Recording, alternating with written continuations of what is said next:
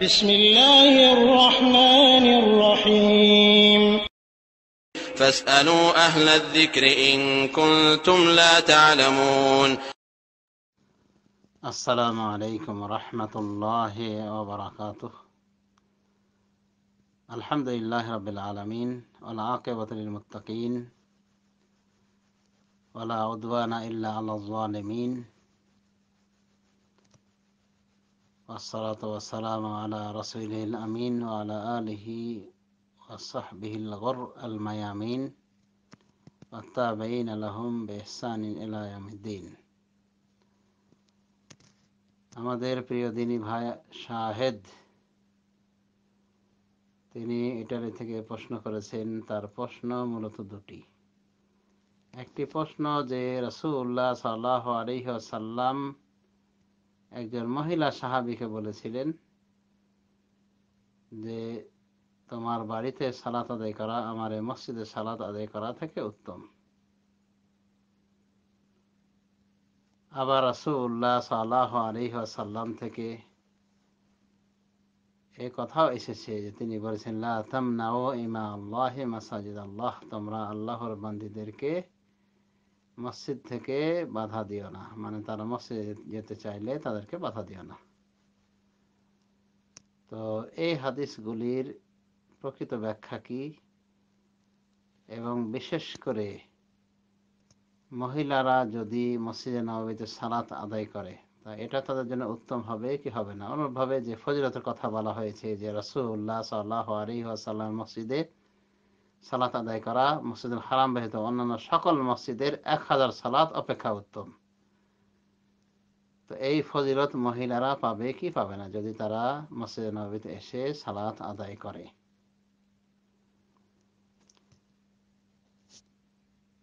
আরেকটি প্রশ্ন ছিল অন্য বিষয়কে কেন্দ্র করে। বিষয়টি হলো মহিলাদের জিয়ারত। তারা রাসূলুল্লাহ সাল্লাল্লাহু আলাইহি ওয়াসাল্লামের কবর জিয়ারত করতে পারবে কি পারবে না, এবং তারা কিভাবে সালাম দিবে রাসূলুল্লাহ সাল্লাল্লাহু আলাইহি ওয়াসাল্লামের কবরে যদি তারা জিয়ারতের বিষয়ে অনুমোদিত না হয়। যাই হোক, প্রশ্ন দুটি হয়েছে। প্রথম প্রশ্নের উত্তর আমরা দেব ওয়াবিল্লাহি তাওফিক। রাসূলুল্লাহ সাল্লাল্লাহু আলাইহি ওয়াসাল্লাম আসলেই জনৈকা মহিলা সাহাবীকে এটাই বলেছিলেন, যে মহিলা বলেছিল যে রাসূলুল্লাহ আমি আপনার সাথে সালাত আদায় করা পছন্দ করি। উনি বলেছিলেন হ্যাঁ আমিও জানি যে তুমি আমার সাথে সালাত আদায় করা পছন্দ করো মসজিদে। এরপরে বলেছেন তোমার বাড়িতে সালাত আদায় করাটা আমার মসজিদে সালাত আদায় করা অপেক্ষা উত্তম। এই হাদিসটি সহিহ তারগিব ও তারহিবের ভিতরে এসেছে, বিশুদ্ধ হাদিস।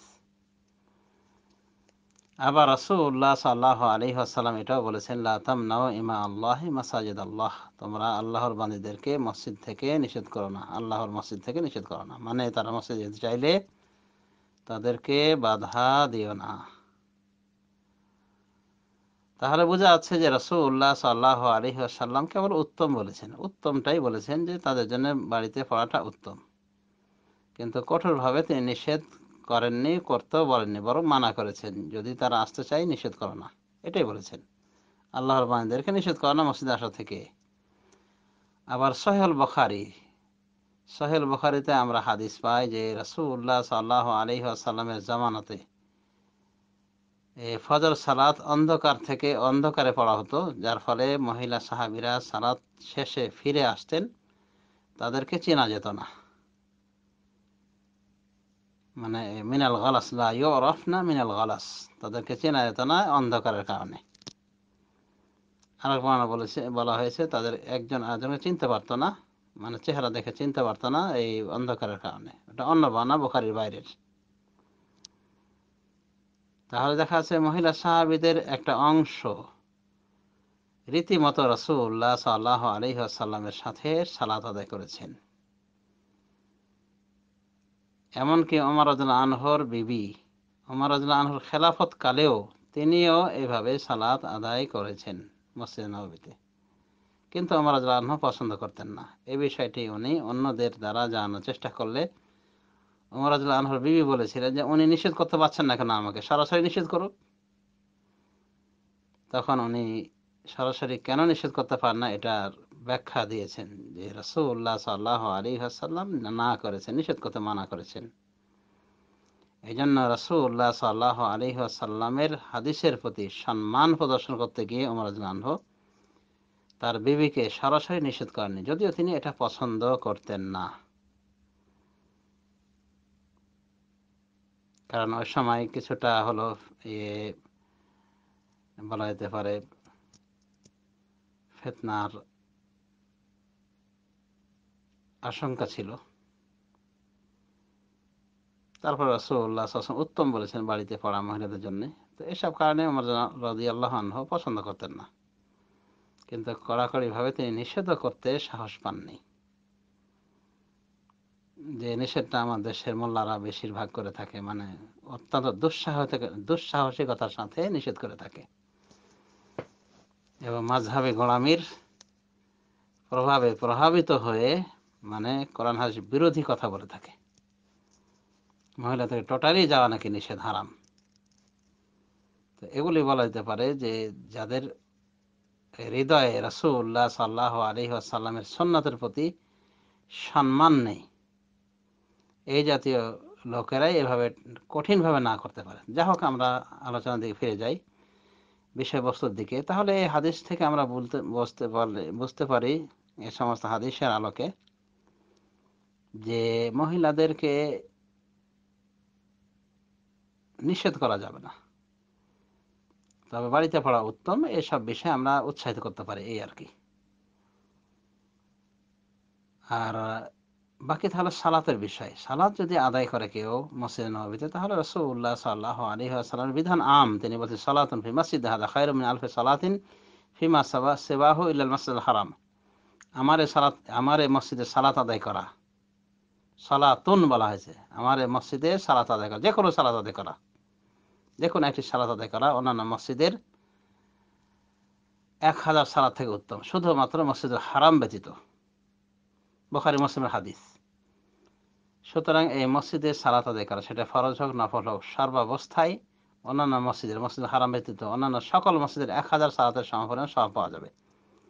তবে যেহেতু মহিলাদের ক্ষেত্রে রাসূলুল্লাহ সাল্লাল্লাহু আলাইহি ওয়াসাল্লাম বলেছেন যে উত্তম হলো তার জন্য বাড়িতে নামাজ পড়া, সুতরাং আমরা বলতে পারি, যদি আমরা সরাসরি বলতে পারবো না যে এরকম 1000 থেকে বেশি সালাত তারা পেয়ে যাবে বাড়িতে পড়লে, তবে যেহেতু রাসূলুল্লাহ সাল্লাল্লাহু আলাইহি ওয়াসাল্লাম উত্তম বলেছেন, অতএব আমরা বলতে পারি যে এরপরও তার জন্য বাড়িতে সালাত আদায় করা উত্তম।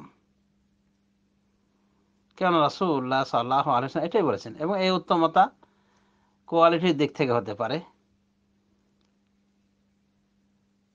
আরো বিভিন্ন দিক থেকে হতে পারে। এক কথায় আমরা বলতে পারি 1000 সালাতের থেকেও তারা উত্তম সওয়াব পাবে ইনশাআল্লাহ, এতটুকু আমরা বলতে পারি। কোনোভাবে নফল সালাতের ক্ষেত্রে একই বিধান। আমরা যে নফল সালাতটা ওই মসজিদে নববীতে না পড়ে বাড়িতে পড়ি, তাহলে সেটা উত্তম রাসূলুল্লাহ সাল্লাল্লাহু আলাইহি ওয়াসাল্লামের হাদিস থেকে, অন্য হাদিস থেকে তিনি এটাই বলেছেন, আফদালুস সালাতিল মারই ফি বাইতিহি ইল্লাল মাকতুবা। বুখারী শরীফ হাদিসে রাসূল সাল্লাল্লাহু আলাইহি ওয়াসাল্লাম বলেন যে ব্যক্তির উত্তম সালাত হলো তার বাড়িতে সালাত আদায় করা, একমাত্র ফরজ ব্যতীত। সুতরাং আমরা বলতে পারি যে মসজিদে নববীতে সুন্নাত ইত্যাদি পড়ার থেকে বাড়িতে পড়া উত্তম, যদিও মসজিদে নববীতে পড়লে 1000 সালাতের সমপরিমাণ নেকি পাওয়া যাবে অন্যান্য মসজিদ হারাম ব্যতীত। তো উত্তম যেহেতু বলা হয়েছে বাড়িতে, সুতরাং নারী পুরুষ সকলের ক্ষেত্রে নফল সালাতটা বাড়িতে পড়া উত্তম, এমনকি মসজিদে নববীতে পড়ার থেকে উত্তম। আর মহিলাদের ক্ষেত্রে ফরজ নফল সবকিছু পড়া বাড়িতে পড়া উত্তম, তবে তারাও যদি ফরজটা বা নফলটা মসজিদে নববীতে এসে পড়ে, তো ইনশাআল্লাহ তারা সেই ধরা বাঁধা যে সওয়াবের কথা বলা হয় সে সওয়াব তারা পেয়ে যাবে ইনশাআল্লাহ। তো এই হলো প্রথম প্রশ্নের উত্তর। দ্বিতীয় প্রশ্ন ছিল মহিলাদের জন্য কবর জিয়ারতের বিষয়টি। মহিলাদের জন্য কবর জিয়ারত বৈধ কি বৈধ নয়, ইসলামিক স্কলারসদের ভিতরে ইখতিলাফ রয়েছে হাদিসের বিভিন্নতার কারণে। তবে অধিকাংশ উলামায়ে দ্বীন কবর জিয়ারতকে বৈধ রেখেছেন কয়েকটি শর্তে, যেন পর্দা রক্ষা করা হয়, অনুভাবে ওখানে যেন কোনো শরিয়া বিরোধী কোনো কাজ না হয় এবং স্বামীর অনুমোদন থাকে, তাহলে কবর জিয়ারত করা বৈধ রয়েছে, এবং ফিতনার পরিবেশ যদি না থাকে। সুতরাং মসজিদে নববীতে এসে যদি অন্যান্য মহিলারা কবর জিয়ারতে যায় এবং কোনো প্রকার সেখানে হুড়াহুড়ি না হয়, তাহলে জমহুর উলামায়ে দ্বীনের অভিমত অনুসারে বলা যায় যে তাদের জন্য কবর জিয়ারত করা বৈধ রয়েছে। রাসূলুল্লাহ সাল্লাল্লাহু আলাইহি ওয়াসাল্লামের কবর জিয়ারত করতে পারে প্রাগোক্ত শর্ত অনুযায়ী, এবং সালামও দিতে পারে যেভাবে সালাম দেওয়ার কথা হাদিসে এসেছে। যেমন আমরা সালাতে সালাম দিয়ে থাকি, রাসূলুল্লাহ সাল্লাল্লাহু আলাইহি ওয়াসাল্লামকে এইভাবে, আসসালামু আলাইকা আইয়ুহান নাবিয়্যু ওয়া রাহমাতুল্লাহি ওয়া বারাকাতুহু, আসসালামু আলাইকা ইয়া আইয়ুহান নাবিয়্যু ওয়া রাহমাতুল্লাহি ওয়া বারাকাতুহু, এভাবে আমরা সালাম দিতে পারি। অথবা এটাও বলতে পারি, আসসালামু আলাইকা ইয়া রাসূলুল্লাহ। এবং তার পাশে যেহেতু সাইতে রয়েছে দুজন মহান খলিফা আবু বকর ওমর, একটু সরে গিয়ে আমরা বলতে পারি আবু বকরকে সালাম দিতে গিয়ে, আসসালামু আলাইকা ইয়া আবু বকর আস-সিদ্দিক রাদিয়াল্লাহু আনহু। আর একটু সরে গিয়ে ওমরকে সালাম দিতে পারি, আসসালামু আলাইকা ইয়া ওমর ইবনুল খাত্তাব রাদিয়াল্লাহু আনহু। এভাবে আমরা সালাম দিতে পারি। এবং মহিলারাও জমহুর উলামায়ে দ্বীনের ফতোয়ার আলোকে তারাও সালাম দিতে পারে। আর কিছু উলামায়ে দ্বীন বলছে যে না, মহিলাদের জন্য টোটালি জিয়ারত হারাম, নিষিদ্ধ। তাদের অভিমতের আলোকে মহিলারা সালাম দিতে পারবে না, অন্যান্য কবরস্থানেও যেতে পারবে না, সালাম দিতে পারবে না। অন্যভাবে রাসূলুল্লাহ সাল্লাল্লাহু আলাইহি ওয়াসাল্লামের কবরের কাছেও তারা এসে সালাম দিতে পারবে না। তবে সালাম কিভাবে দিবেন? দূর থেকে দিতে পারে, অসুবিধা নেই ইনশাআল্লাহ। যেমন সাল্লাল্লাহু আলাইহি ওয়াসাল্লাম বলতে পারে, অথবা আল্লাহুম্মা সাল্লি আলা মুহাম্মাদ ওয়া আলা আলি মুহাম্মাদ, বা বলতে পারে আল্লাহুম্মা সাল্লি ওয়া সাল্লিম আলা নাবিয়্যিকা মুহাম্মাদ ইত্যাদি। কথাই দরুদ এবং সালাম দূর থেকে প্রেরণ করতে পারে, এবং এটা সবার জন্য। তবে রাসূলুল্লাহ সাল্লাল্লাহু আলাইহি ওয়াসাল্লামের কবরের কাছে এসে খাসভাবে তাকে খেতাব করে সালাম দেওয়া যায়, খেতাব করে আবু বকর ওমর তাদেরকেও সালাম দেওয়া যায়, কারণ এটা কবর জিয়ারতের আদব। ওমর রাদিয়াল্লাহু আনহু রাসূলুল্লাহ সাল্লাল্লাহু আলাইহি ওয়াসাল্লামের কবর জিয়ারতের সময় বলতেন, আসসালামু আলাইকা আইয়ুহান নবী, হে নবী আপনাকে সালাম। এরপর আবু বকর বলতেন, আসসালামু আলাইকা ইয়া আবু বকর। এরপরে তার বাপকে সালাম দিয়ে বলতেন, আসসালামু আলাইকা ইয়া আবাতা, হে আমার সদ্য পিতা আপনাকে সালাম। মুসনাদ ইবনে আবি শাইবা এসেছে। তো কবরের কাছে আসলে খেতাব করে তাকে সালাম দেওয়া যায়। আর দূর থেকে সালাম দিলে আমরা আসসালামু আলান নবী রাহমাতুল্লাহি ওয়া বারাকাতুহু এভাবে বলতে পারি। আর সালাত তো আমরা রাসূলুল্লাহ সাল্লাল্লাহু আলাইহি ওয়াসাল্লাম থেকে শিখে নিয়েছি, তিনি দরুদ ইব্রাহিমে শিখিয়ে দিয়েছেন আমাদেরকে। আল্লাহুম্মা সাল্লি আলা মুহাম্মাদিন ওয়া আলা আলি মুহাম্মাদ, সংক্ষিপ্ত আকারে বলতে পারি, বা পুরো দরুদ ইব্রাহিম আমরা পাঠ করতে পারি, অসুবিধা নেই ইনশাআল্লাহ। তো এক শ্রেণী উলামায়ে দ্বীন অর্থাৎ জমহুর উলামায়ে দ্বীন মনে করেন যে মহিলাদের জন্য জিয়ারত বৈধ, যেভাবে পুরুষদের জন্য বৈধ। ইন্নামা নিসাউ শাকায়িকুর রিজাল, সুন্নাহ গ্রন্থের হাদিসে রাসূল সাল্লাল্লাহু আলাইহি ওয়াসাল্লাম বলেন যে মহিলারা পুরুষদের সহোদরা বোনের মতো, মানে শরীয়তের ক্ষেত্রে। সুতরাং তাদের ক্ষেত্রে যে শরীয়ত, পুরুষদের ক্ষেত্রে যে শরীয়ত, তাদের ক্ষেত্রে সেই শরীয়ত, একমাত্র যেখানে ভিন্নতার দলিল পরিলক্ষিত হয়। তো এই হলো কবর জিয়ারত বিষয়ে কথা। তো মহিলারা জমহুর উলামায়ে দ্বীনের অভিমত অনুসারে রাসূলুল্লাহ সাল্লাল্লাহু আলাইহি ওয়াসাল্লামের কবর জিয়ারত করতে পারে, এবং এই অভিমতটিকে হাফিজ ইবনে হাজার সহ অনেক উলামায়ে দ্বীন বৈধ দিয়েছেন, মানে এই অভিমতটিকে প্রাধান্য দিয়েছেন যে কবর জিয়ারত করা বৈধ রয়েছে সবার ক্ষেত্রে, মহিলাদের ক্ষেত্রে, পুরুষদের ক্ষেত্রে। তবে মহিলাদের ক্ষেত্রে শর্ত খেয়াল করতে হবে যে পর্দা রক্ষা থাকবে এবং শরিয়া গর্হিত কোনো কাজ যেন সেখানে না করে, অর্থাৎ কান্নাকাটা বিলাপতি না হয়, কোনোভাবে ফিতনার পরিবেশ যেন না থাকে, তাহলে কবর জিয়ারত করা মহিলাদের জন্য বৈধ রয়েছে। এই বিষয়ে আমি বিস্তারিত আলোকপাত করেছি অন্য স্থানে, এবং এখানে লিঙ্ক পাঠিয়েছি, সেটা দেখা যেতে পারে। তো যাই হোক, এটাই হলো ফায়সালা যে রাসূলুল্লাহ সাল্লাল্লাহু আলাইহি ওয়াসাল্লামের কবরের কাছে গেলে তাকে খেতাব করে সালাম দেওয়া যাবে। আর দূর থেকে সালাম পাঠালে সেজন্য রাসূলুল্লাহ সাল্লাল্লাহু আলাইহি ওয়াসাল্লামকে খেতাব করা উচিত নয়, বরং বলতে হবে আসসালামু আলাইকা, আসসালামু আলান নবী ওয়া রাহমাতুল্লাহি ওয়া বারাকাতুহু। দরুদের সময় বলতে হবে আল্লাহুম্মা সাল্লি আলা মুহাম্মাদিন ওয়া আলা আলি মুহাম্মাদ। এতটুকু বলতে পারে, নাসাই শরীফে হাদিসে এসেছে। পুরা দরুদ পাঠ করতে পারে, যা বুখারী মুসলিম শরীফে এসেছে। তো এই হলো রাসূলুল্লাহ সাল্লাল্লাহু আলাইহি ওয়াসাল্লামের কবরে সালাম দেওয়া বিষয়ে আলোচনা, তার কবর জিয়ারত বিষয়ে বিধিবিধান মহিলা এবং পুরুষদের ক্ষেত্রে। তো যে সমস্ত উলামায়ে দ্বীন না করে থাকেন তারা কিছু দলিলকে আশ্রয় নিয়েছেন, দলিলের সাহারা নিয়েছেন, যে দলিলগুলির অন্যান্য উলামায়ে দ্বীন ব্যাখ্যা করেছেন। অর্থাৎ হাদিসে বলা আছে যে মহিলাদেরকে, যে সমস্ত মহিলা অধিক হারে জিয়ারত করে তাদেরকে লানত করেছেন রাসূল সাল্লাল্লাহু আলাইহি ওয়াসাল্লাম, সুন্নাহ হাদিস। এর জবাবে উলামায়ে দ্বীন বলেন যে যারা পর্দার ব্যাঘাত করে শরিয়া গরহিত পন্থা জিয়ারত করে তাদের ক্ষেত্রে এই হাদিস প্রযোজ্য, কিন্তু যারা শরিয়ার বিধিবিধান মেনে চলে তাদের ক্ষেত্রে নয়। আবার তারা এটাও পেশ করে থাকেন দলিল হিসেবে যে মা আয়েশা রাদিয়াল্লাহু তাআলা আনহা রাসূলুল্লাহ সাল্লাল্লাহু আলাইহি ওয়াসাল্লামকে জিজ্ঞাসা করেছিলেন, ইয়া রাসূলুল্লাহ, আমি যদি কবর জিয়ারত করতে যাই তাহলে আমি কিভাবে দোয়া করব? তখন রাসূলুল্লাহ সাল্লাল্লাহু আলাইহি ওয়াসাল্লাম তাকে শিক্ষা দিয়েছিলেন যে তুমি এভাবে সালাম দিবে, আসসালামু আলাইকুম দারা কওমিন মুমিনিন ওয়া ইন্না ইনশাআল্লাহু বিকুম লাহিকুন, আসসালাল্লাহু লানা ওয়া লাকুমুল আফিয়া, বা এর কাছাকাছি শব্দে, যা সহিহ মুসলিম সহ বিভিন্ন হাদিসে এসেছে।